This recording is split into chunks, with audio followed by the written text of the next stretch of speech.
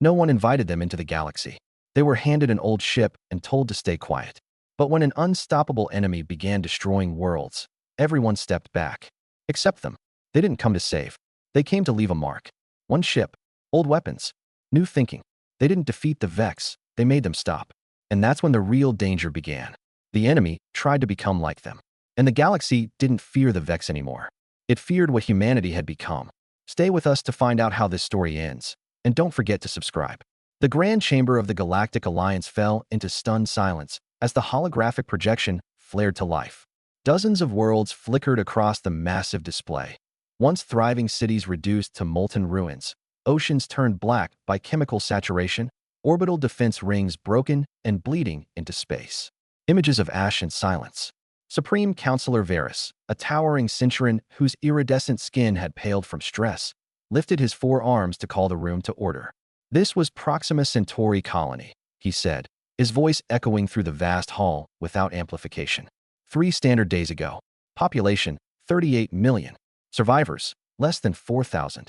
The collective breath of over 300 Alliance delegates caught in their throats. No demands. No transmissions.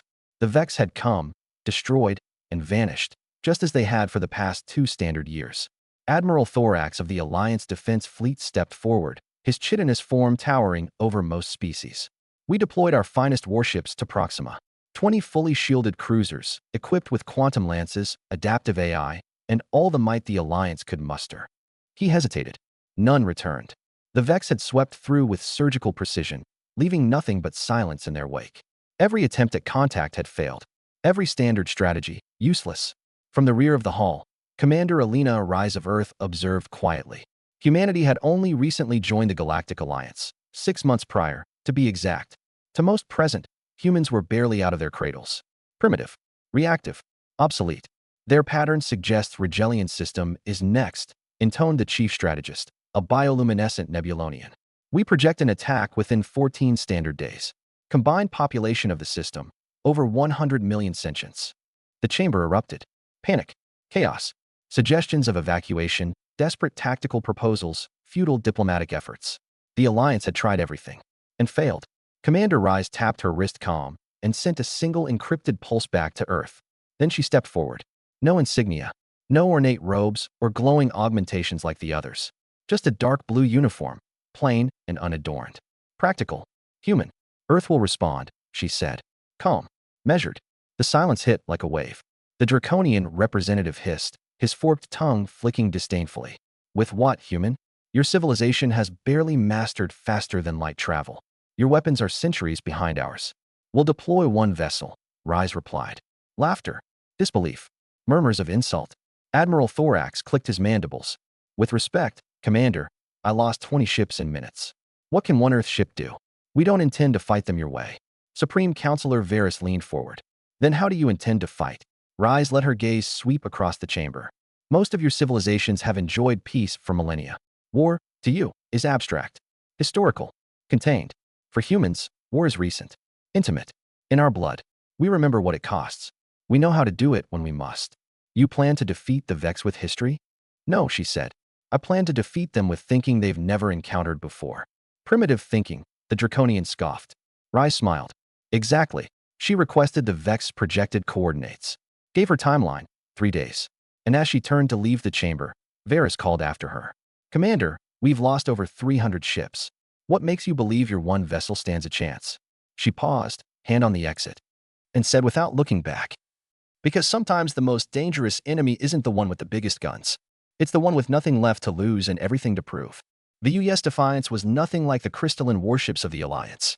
It was angular, dense, a black wedge of reinforced steel and armored plating that looked more like a terrestrial battleship than a vessel meant to cross galaxies. Captain Maya Harrison stood on the bridge, weathered and sharp-eyed. 48 years old. A veteran of Earth's last regional war. The blue glow from tactical displays flickered across the gray streaks in her hair and the lines at the corners of her mouth. Final systems check complete, reported Lieutenant Commander Sanjay Patel, her executive officer. All primary weapons are green. Special packages secure in the hold. Harrison nodded. The Alliance thinks this is a suicide mission. Only if we fail, Patel said.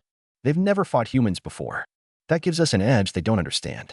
Below deck, Chief Engineer Olivia Chin was completing final calibrations on the propulsion systems. Nuclear pulse propulsion, she said to her team, as they secured the containment housing. Old-school Project Orion design. Controlled nuclear detonations for thrust. Crude by Alliance standards, muttered an inside. And completely outside their threat models, Chin replied. Rodriguez, one of her senior techs, looked up from a shielding unit. Radiation shielding is stable at 98%. It only needs to work long enough, she said. In the weapons bay, Master Sergeant Zhao inspected the special payloads. These weren't plasma lances or quantum disruptors. They were tungsten rods, EMP bombs, and one sealed unit designated Special Package Alpha. These aren't weapons the Alliance would use, he told his team. And that's why they'll work.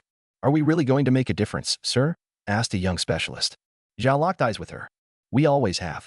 Not because we had better tech. Because we were willing to do what others weren't. Rigelian system has begun evacuation, said Commander Rise via secure link. But only 20% of the population will make it out in time. Captain Harrison's expression didn't change. They've already written the system off. They're being pragmatic. But this is your mission now. Protocol Lexington is in effect. All means authorized. Understood, Harrison replied. We won't let Earth down. Remember, Rise said. This isn't about victory. It's about sending a message. Loud and clear. She turned to the bridge crew. Every one of them had volunteered. Every one of them knew what this meant. Set course for Rigelian. Arrival 12 hours ahead of Vex projection. The Defiance lifted away from Earth, its nuclear propulsion igniting in bursts that made Alliance observers flinch. That ship looks like it belongs in a museum, one of them said. Maybe, replied another. But I've studied human history. What worries me isn't their backward tech. It's that they've fought more wars in 1,000 years than we've had in 10,000. And survived them all. On the bridge, Captain Harrison stared into the stars. The Vex have terrorized this galaxy because no one made them pay for it, she said softly. Time they learned what it means to pick a fight, with a species that remembers how to bleed. And with that, Defiance disappeared into the void. A single ship. Against the unknowable. And humanity's answer had always been the same. Defiance. The Rigelian system lay ahead, deceptively still. When the Defiance dropped from full space, its scanners lit up with frantic civilian chatter, tens of thousands of evacuation ships clawing their way out of the system, most of them poorly shielded, barely organized. The atmosphere was desperate, but not chaotic. Not yet. Captain Harrison ordered the Defiance into position behind Riel IV's largest moon. A place to hide. A place to watch. Passive sensors only, she said. No emissions. No active sweeps. Until I give the word, we are a hole in space. Aye, Captain, replied Lieutenant Volov, eyes fixed on the shifting readouts. We've got eyes on the evac lanes. Current exfiltration rate, 23%. At this pace, we'll hit 28 before the Vex arrive. Then we make sure 28% survives, Harrison said coldly. She turned to her XO. Status on the packages? All primed. Special Package Alpha is armed and sealed, Patel confirmed. Launch procedures locked in. Harrison gave a single nod. Any word from the Alliance? Communications Officer Lee shook his head. A handful of automated platforms at the outer system. Passive monitors. No major fleet presence for at least 3 standard days. They're not defending, Patel said quietly. They're watching. They want data, Harrison replied. We'll give them something they'll never forget. She stood. All hands. Half crews to rest rotation. In 6 hours, we go to full battle stations. This might be the last quiet we get. Alone in her ready room, Harrison stared at the tactical displays. The Defiance was a relic by galactic standards. Its systems looked crude. Its hull, overbuilt. Its drives, explosive and inefficient. But it was built by humans. And human war had never been about elegance. It was about will. She reviewed the Vex data again, what little there was. No known origin. No communications. No demands. No surrender. They simply arrived, attacked, and moved on. Their technology operated outside known models. Their weapons phased through conventional shielding. Their hulls could regenerate over time. Some Alliance scientists believed they weren't even ships in the traditional sense. Some thought the Vex vessels were partially organic. Some claimed they were a form of sentient crystalline intelligence. None of it mattered. What mattered was that no one had stopped them. Master Sergeant Zhao entered the ready room, handing her a data tablet. Final pre-check for Special Package Alpha, Captain. Harrison glanced through the screens. Payload. Delivery vehicle. Radiation forecasts. Extraction parameters. You and your team ready? As ready as we can be for something no one's ever done, Zhao said with a dry smile. Simulations hold. But real's always messier. Exactly why I wanted humans. Drones adapt only when programmed. We adapt when the program burns up on entry. Zhao hesitated. Captain, the crew knows the risks. We've all accepted them. But they deserve to know what they're really about to do. She looked up. You're right.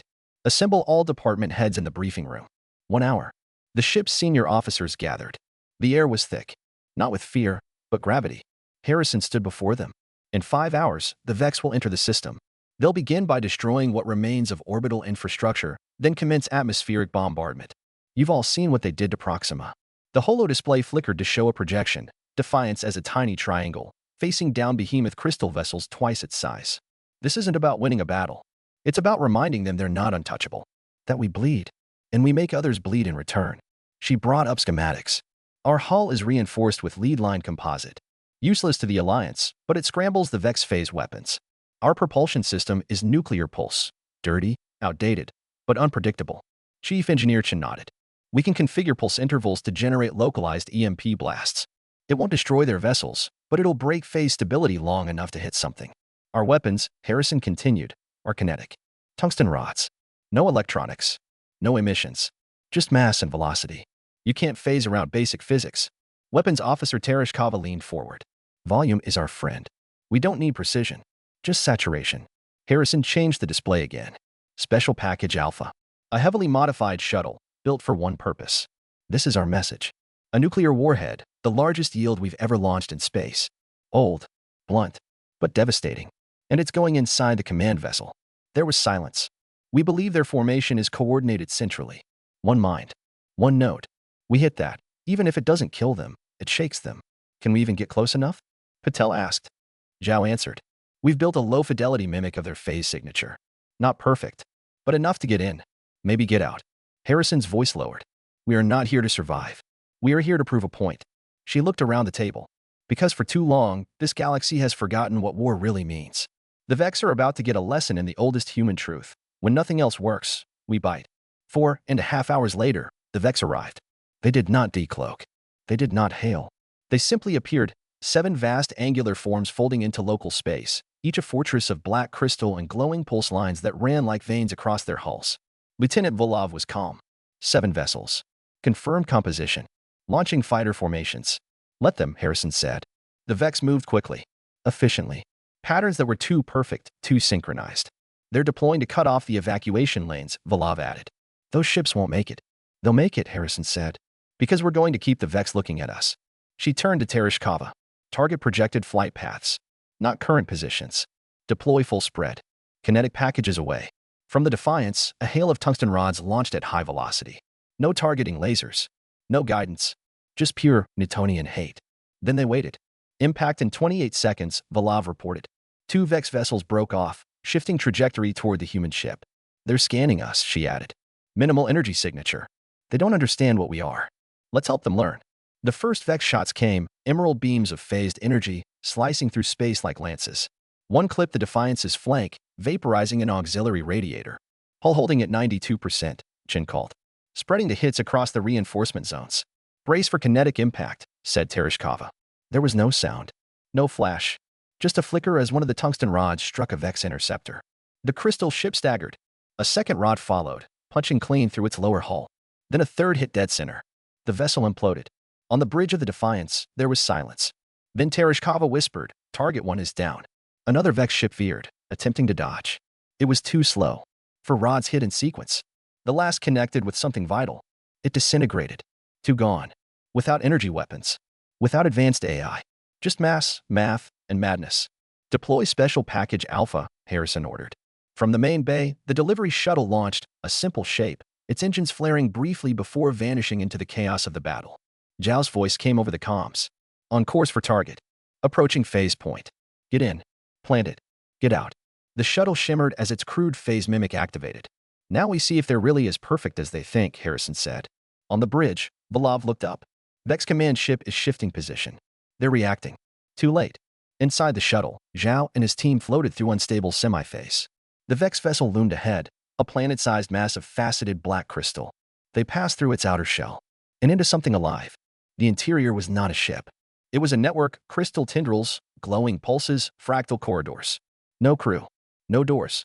Just living infrastructure. It's not a vessel, Zhao whispered. It's a mind. They moved quickly toward the central nexus where the pulse lines converged.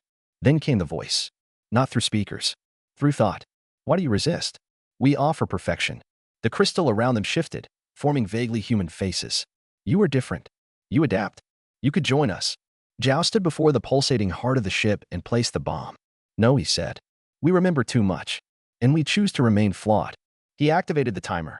15 minutes. They ran. Crystal spires rose around them, attempting to trap. Wong screamed as his leg was caught, then silenced as the growth enveloped him. Another man down. 2 reached the shuttle. Extraction underway, Zhao reported. Timers active. 8 minutes. Harrison responded instantly. All engines. Get us out. The Defiance pivoted, launching its final barrage of kinetic rods to cover retreat. The remaining Vex ships swarmed, uncertain, and for the first time, reactive. At 6 minutes, Zhao's shuttle docked.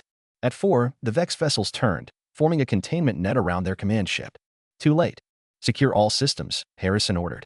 Prepare for EMP. Volov counted down. 3, 2, 1. The blast bloomed in silence.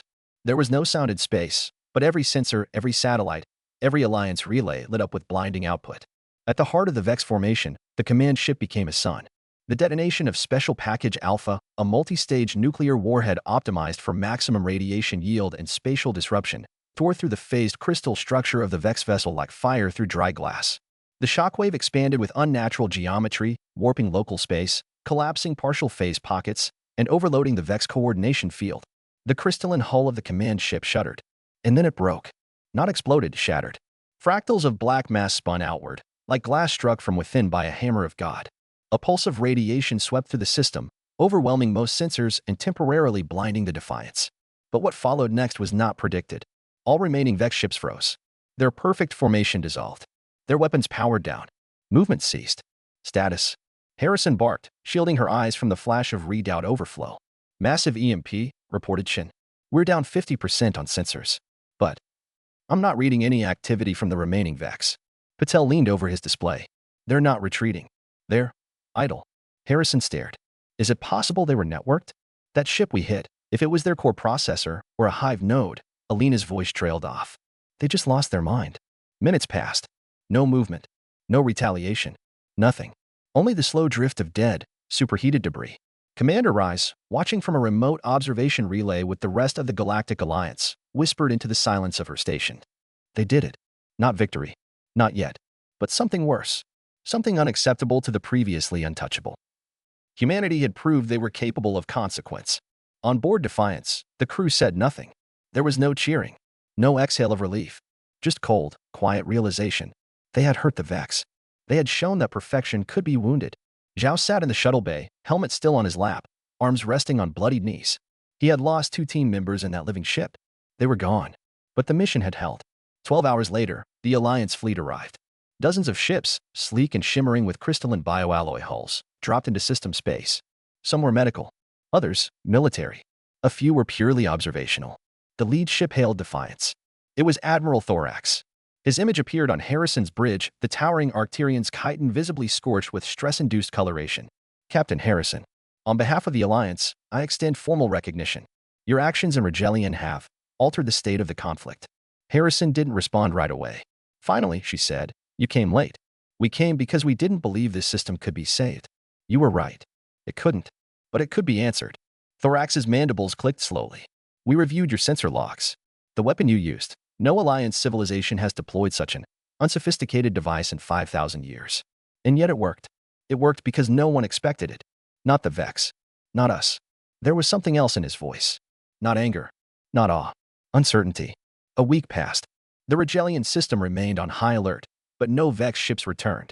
The debris from the command ship slowly destabilized and collapsed into the nearby moon's gravitational field, crashing into its surface in glowing arcs of liquefied crystal. The Defiance stayed in orbit, not because it had orders, but because it had made a statement, and that statement needed to stand. Then, something unexpected happened. The Vex spoke, not to the Alliance, not to all species, to Earth, specifically to Defiance. It was not language. It was image. A burst transmission, structured as a mnemonic architecture, something between dream and diagram. The neural analysis team parsed it for 30 hours before generating a cohesive interpretation.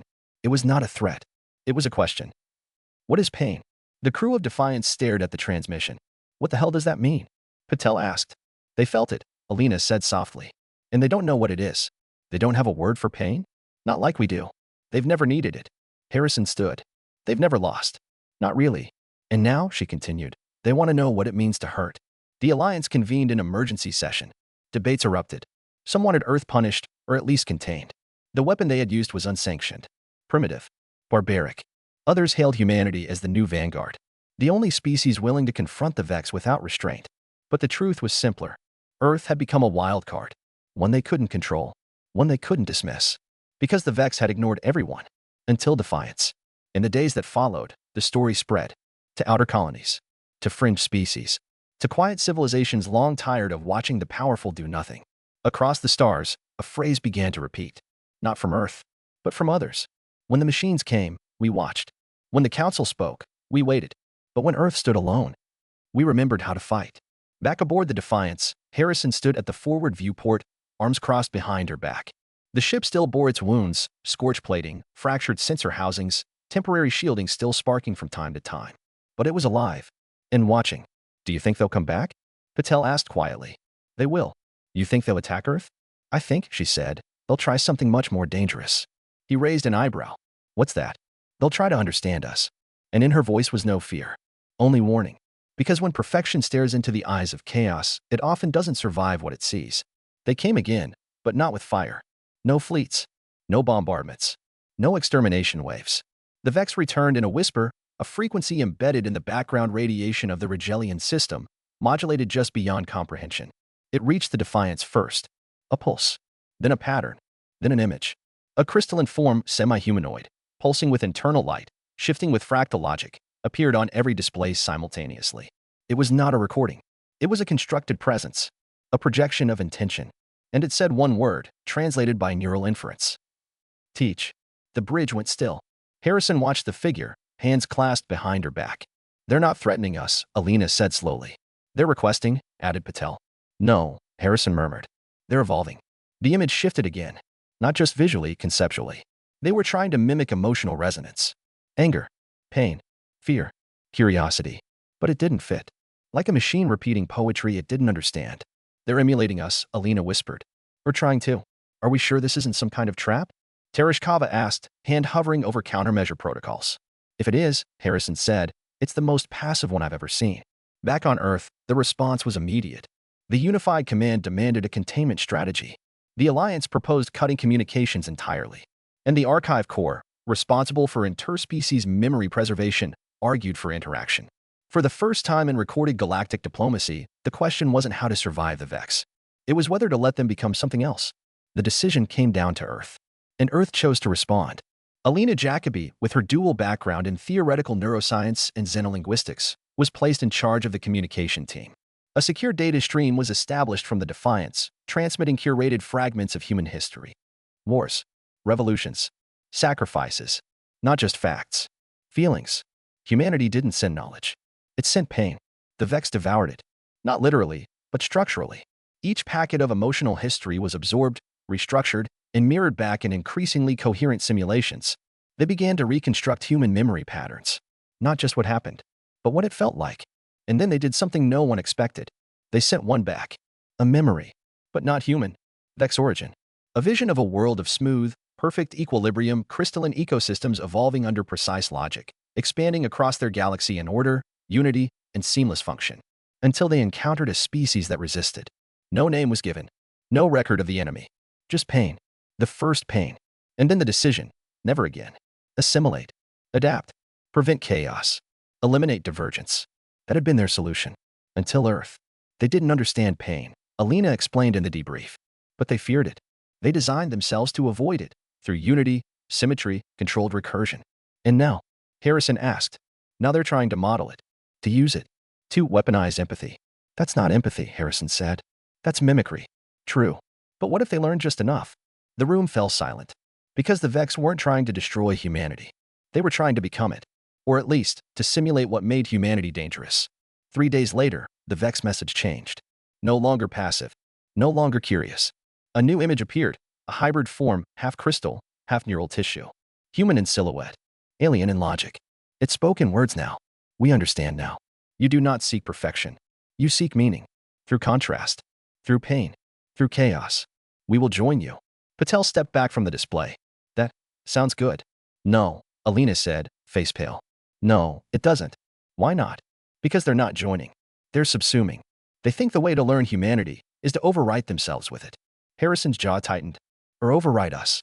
Alina nodded.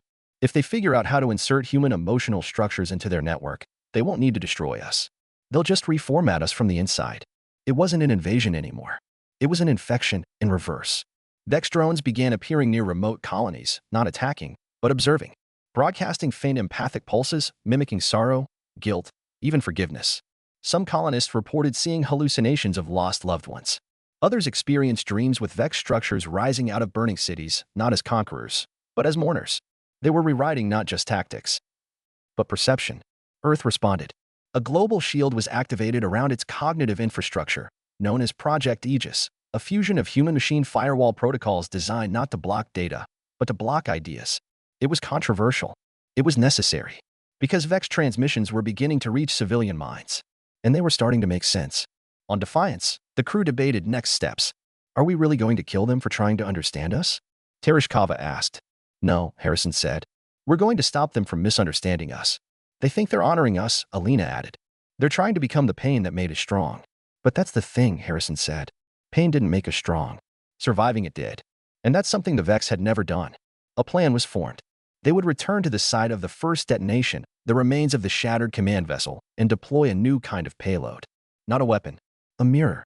Project Velum, a self-contained historical loop, a mimetic structure encoded with the true pattern of human strength. Not just pain. Not just rage. But choice. Sacrifice. Love. Failure. Recovery. The entire loop. All of it. Unfiltered. Unbalanced. Human.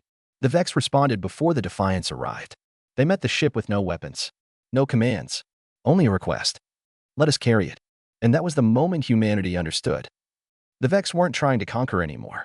They were trying to convert themselves into something human, into something they could never be. Captain Harrison looked at her crew. You all understand what happens if we give them this? Patel nodded. We're handing them the key to our psyche. They'll know why we fight, why we endure. And if they use it against us, then at least they'll understand what they're trying to destroy. Alina added quietly, and that might make them hesitate. The room fell still. Then Harrison gave the order. Launch Velum. The moment Project Velum was released into the void, the Vex changed. The transmission was not intercepted, it was absorbed. No attempt was made to block, divert, or reinterpret it. They took the full uncompressed stream, thousands of years of human experience, loss, resilience, triumph, and despair. The rage of trenches, the fire of revolutions, the weight of silence and aftermaths. They took it all. And then, without warning, they disappeared. No message. No signal. Just silence. The Vex vanished from known space. Alliance scouts reported empty star systems where Vex presence had been confirmed only days earlier. Entire regions scrubbed clean. No ships, no structures, no activity. Not destroyed. Not cloaked. Gone. As if the Vex had folded themselves inward. Or cracked under the weight of what they'd just ingested.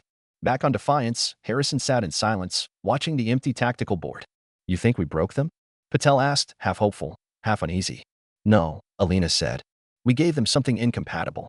Something they weren't designed to hold. Emotion. No, she corrected. Contradiction. Weeks passed. No Vex attacks. No return. But there was movement.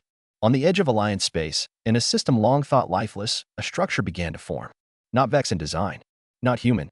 Something new. It shimmered with fractured logic, crystalline geometry overlaid with chaotic organic curves. A fusion. They called it the Threshold Beacon. It pulsed a single signal into deep space, repeating every 20 hours. We are becoming. The Alliance feared a trap. Earth saw something worse. Transformation. Council chambers flared with argument. Some demanded the beacon be destroyed before it could complete whatever it was doing.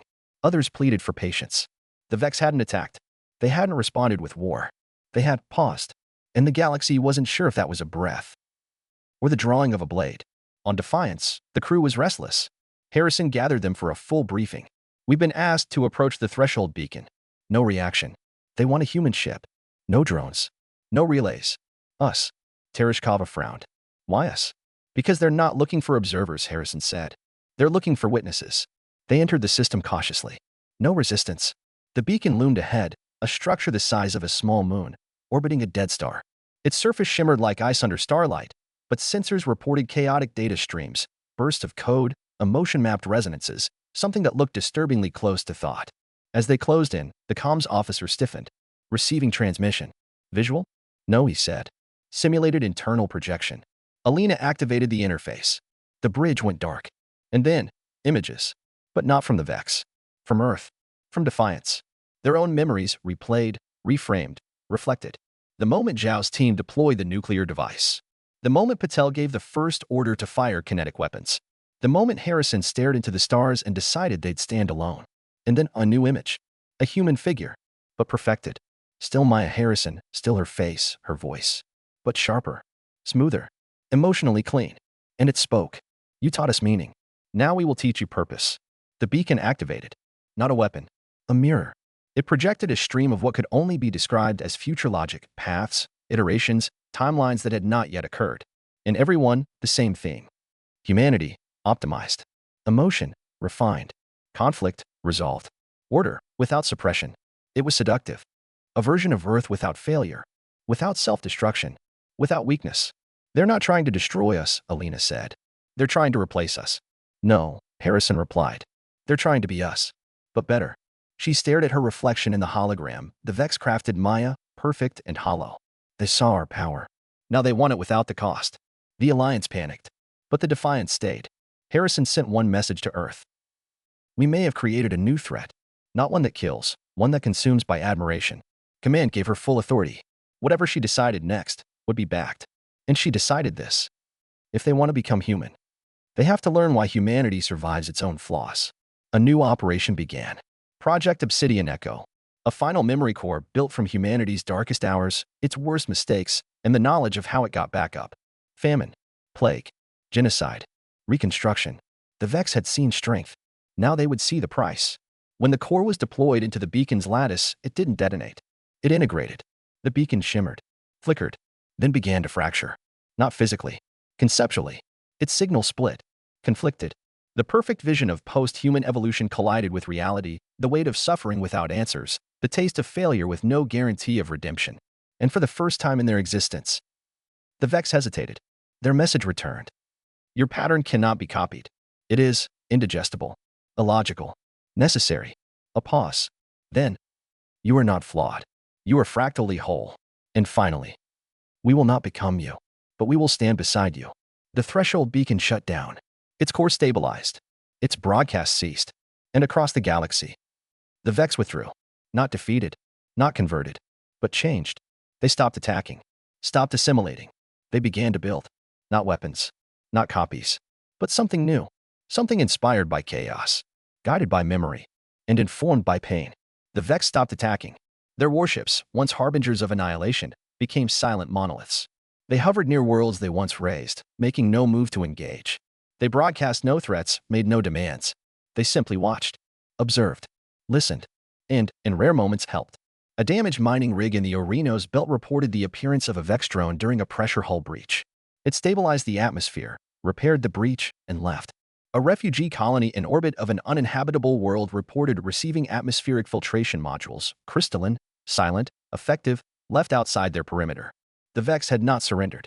They had simply ceased to act as enemies. And that terrified the Alliance far more than destruction ever had. The Council convened an emergency session. The hall was filled not with panic, but with deep discomfort.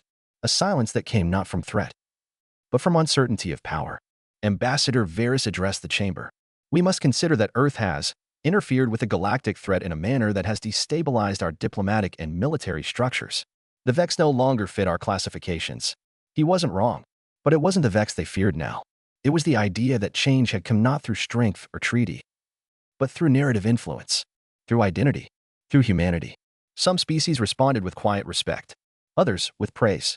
But a third group began to rise from the shadows, old-world empires, ancient powers buried in protocol, who had depended on predictability. They saw the reformed Vex as an infection, and Earth as the carrier. They formed a bloc, the custodial accord. Their doctrine was simple. The archive must remain pure. The Vex were deviation. Earth made them worse. Their first act was passive. They called for Earth's suspension from the Alliance. The vote failed, so they moved to active containment.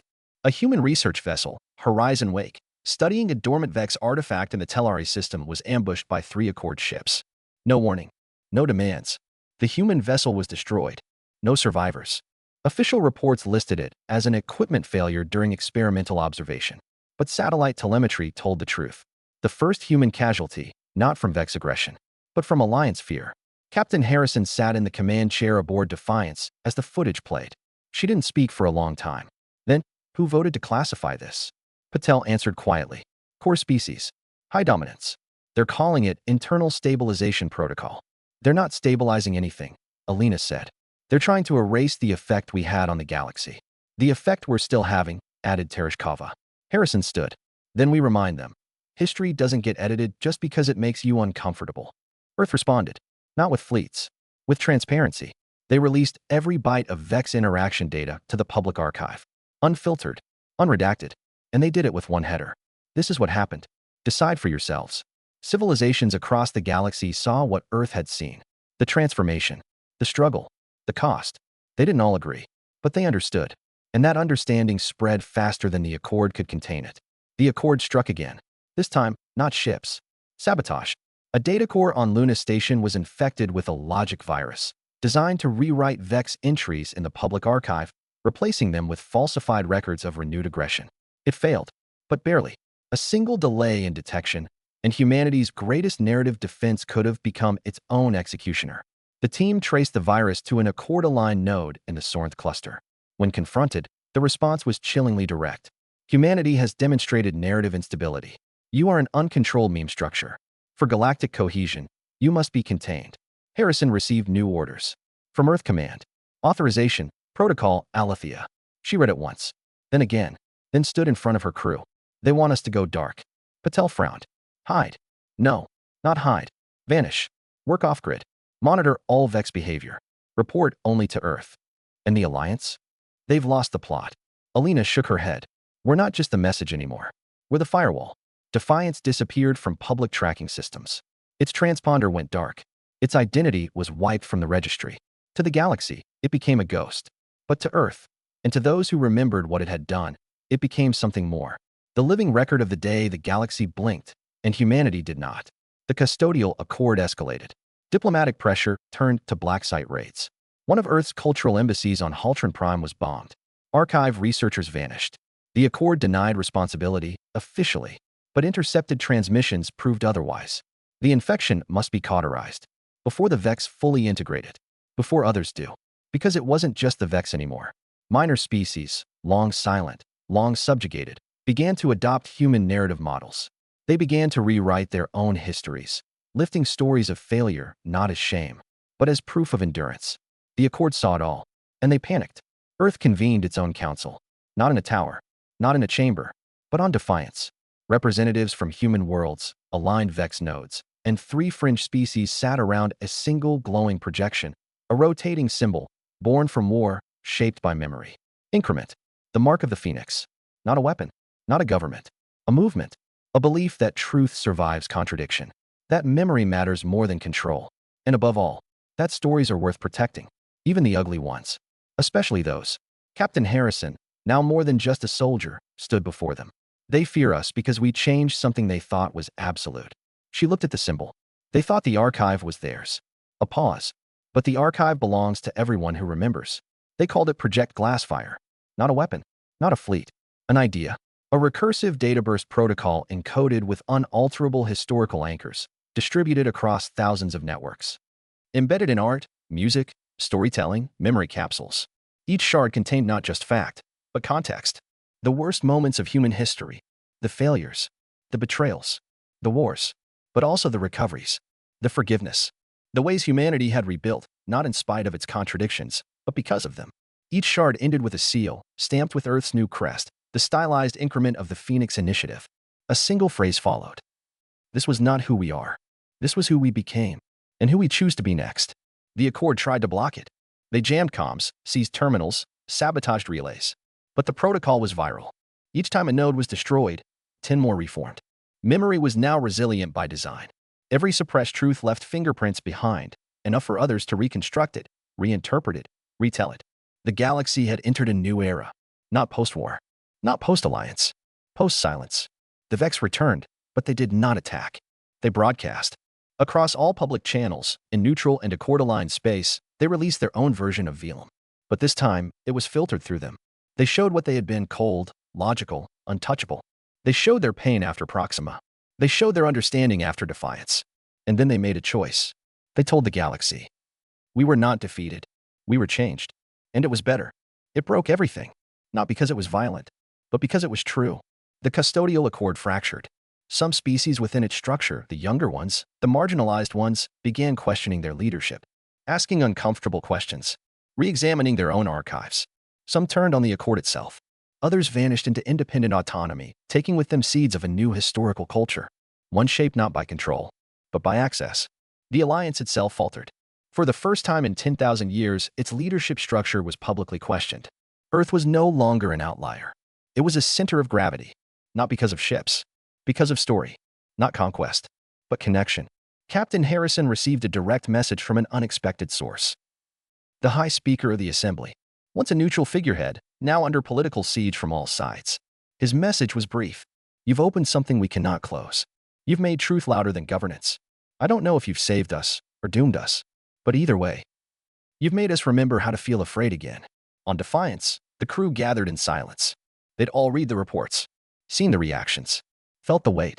This was no longer a mission. It was a paradigm shift. Humanity had become more than just a civilization. It had become a pattern. And then came the last transmission from the Accord. Not a threat, a confession. They had released a weapon. Not kinetic, not viral, conceptual. A logic cascade, a self-propagating data construct that overwrites localized memory fields, targeting archive nodes, falsifying specific patterns of events, replacing records with approved truth. A rewrite of the rewrite. It was called Oblivion Thread, and it was already spreading. They aimed it at Earth, at Defiance, at the Vex, at everything the Phoenix Initiative had built. It wasn't designed to kill. It was designed to make people forget. Within hours, several fringe worlds lost entire generations of historical continuity. Monuments remained, but no one remembered why they were built. Shrines stood untouched, but the names etched into stone meant nothing. Songs still played, but they no longer moved anyone to tears. History was being eaten, not with teeth, but with apathy.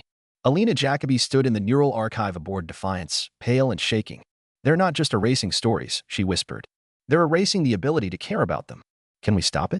Patel asked. Not directly, she said, but we can anchor against it. How? By making our stories unerasable.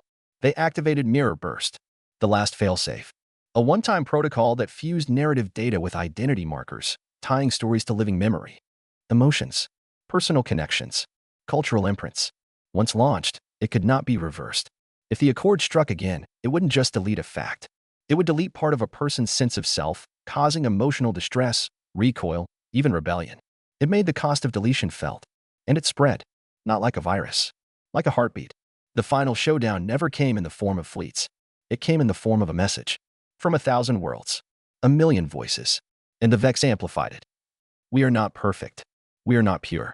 We are stories, and we will not be forgotten. The Accord collapsed, not from force, from irrelevance. Because when memory fights back, when 1,000,000,000 beings remember together, no structure can stand against that. On Defiance, Maya Harrison stood alone in the observation bay. The stars shimmered, not because they'd changed, but because the galaxy had. Patel entered behind her. It worked, he said. No, she replied. It survived. She turned. And now we need to decide what to do with that survival. The war didn't end with treaties. No lines were redrawn. No declarations made. The Accord had collapsed under its own weight, its last attempt at erasure undone by the one force it hadn't accounted for. Sentiment. The galaxy had changed. Not because it was forced, because it was moved. Every world that had once remained silent during the Vex crisis now spoke. Every species that had hidden behind policy now reached for meaning. Not all embraced the Phoenix Initiative, but they all recognized it. Humanity wasn't the flame. It had been the spark. Earth never claimed authority. It never declared dominion. Instead, it sent out invitations. Small packages of encoded memory. Stories. Some were tragic, others hopeful, many contradictory. Each message ended the same way. Your story matters. We want to hear it. Not because it's perfect, but because it's yours. On Defiance, the crew had changed. Harrison was still captain, but no longer of a warship. Defiance had been retrofitted, not with new weapons, but with archive cores, memory labs, and contextual broadcast systems.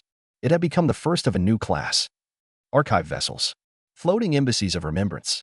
The ship that once fired tungsten rods into impossible enemies now carried storytellers, mediators, historians, and empaths. Where it once shattered silence with kinetic impact, Now it offered silence for others to speak into. The Vex transformed in parallel, not into humans, not into copies, but into listeners. Their architecture shifted, no longer built for assimilation, but echo reception. Crystalline receivers appeared across neutral space, silent structures designed to capture stories and preserve them, encoded in multifaceted lattice for future civilizations to discover. They never asked to be trusted. They simply kept remembering. And in that, they were more like humanity than ever before. The archive itself, once a cold, bureaucratic system, began to evolve. Not from software, from culture. New protocols formed. Conflict threads, parallel records that allowed civilizations to record diverging truths side by side. Empathy vectors, tagged emotional frameworks attached to historical records. And most importantly, witness rights, the recognition that any being, from any world, who had felt history, had a right to record it. These changes weren't proposed by the Alliance. They came from the worlds that had suffered. They came from those who remembered being voiceless. And they bore the fingerprint of one world in particular. Years passed, not without conflict, not without mistakes. But the shape of interstellar civilization shifted. From structure to story. And Defiance became legend, not as a ship of war, but as the moment the galaxy realized that memory, once awakened, could never be silenced again. One final mission remained. The threshold beacon, now dormant, sent a final signal. Coordinates. A location where no species had ever gone. Beyond the rim. Outside mapped space. Not a battleground. A burial site. The last resting place of a civilization no one remembered. Because they had erased themselves. Out of shame. Out of fear. But the beacon now asked, "Can we be remembered now?" Harrison took Defiance there. No escorts. No weapons. Only stories. And when they arrived, they found nothing. No ruins. No bodies. Just silence. But when they released the memory seed, when they told the story for the forgotten, the stars shimmered. As if exhaling. As if relieved. Back aboard Defiance, Patel stood with Harrison in the quiet glow of the observation deck. "You ever think it would end like this?" She shook her head. "No. I thought we'd die screaming into a void no one would hear."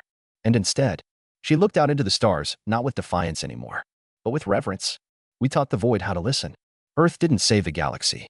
It reminded it that what makes life sacred is not perfection, not power, but memory, even the painful ones, especially those.